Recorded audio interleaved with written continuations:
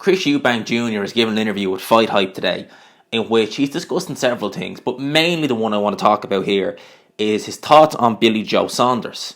Now, this is a quote from Chris Eubank Jr., and I can see straight away in the comments people are not overly happy with this. I'm reading this off Twitter, and it's Chris Eubank on Billy Joe Saunders, and he says, maybe the fight can be made easier now that he split from Frank Warren. The only reason he's known is because of me. I'm the only fight that people care about him being in. He's that much of a lowlife, I feel bad for him. Okay, so that's what Chris Eubanks had to say about Billy Joe Saunders. And as we all know, Chris Eubank Jr., he really is cut from the mould of no publicity is bad publicity. Okay, because just seeing what he's had to say there, it just sounds like he's trolling, because he must know himself that obviously that's not the case. Billy Joe Saunders has won 2 legitimate world titles in 2 different weight classes. Chris Eubank Jr., he can say all he wants about, oh, I'm the IBO champion. IBO is nothing. Let's face facts, it's absolute horse piss. You know, that's what it is. It's an absolute throwaway title. The interim WBA title is probably more lucrative than an IBO title. Okay? Now, Eubank Jr., again, he's saying that people only know him from Billy Joe from their fight. Well, that, again, isn't true. Because Billy Joe was he didn't do himself any favours after the fight because he was quite inactive until he fought Andy Lee. And then he went on a very inactive stretch again. But that David Lemieux fight really did help booster Billy Joe because it was such a convincing, dominant performance. You know, people were likening it to Calzaghe versus Lacey, how dominant it was. So Billy Joe was he's helped himself a little bit by, be a bit more marketable. But he's also done some bad things as well. He's also been, in trouble with the British board. He's made, that video, I forget what it was about now last year, which got him in kind of hot shit. So Billy Joe, to one extent, he's not done himself any favours in his career, but he's definitely not just known from Chris Eubank Jr.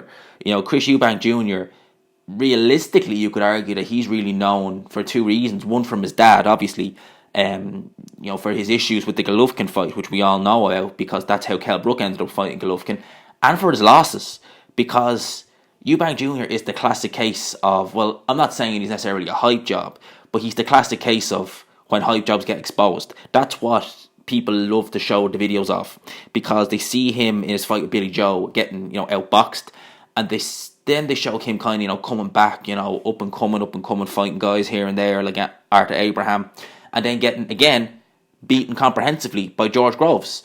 And I know he beat James DeGale there back in February, and, that was a decent name to have on his resume. It was a boxer, former Olympian, former Olympic gold medalist.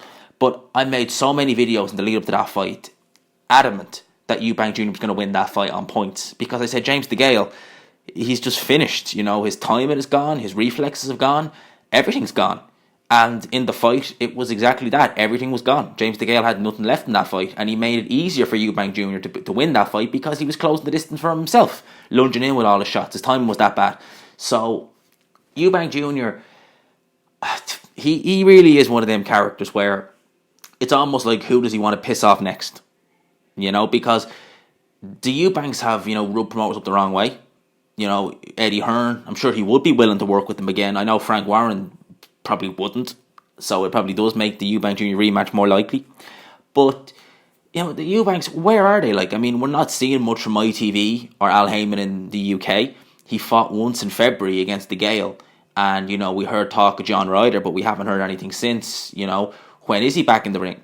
That's my question, because he said he's going to get 3 fights in this year. If he's going to get another fight announced, it's probably going to be the end of September, maybe, start of October. He's not going to get 2 more fights in before the end of the year. He's going to get 1 in. So, Eubank Jr., he's one of them characters, he is what he is. But at the end of the day, when I look at Eubank Jr., I just think, he's admitted he's at super middleweight for the money. Maybe Billy Joe is the only fight for him at super middleweight that he has somewhat of a chance of winning, because I wouldn't be picking him against the other champions. I wouldn't be picking him against, what's the guy's name now, Benavidez. I wouldn't be picking him against Callum Smith.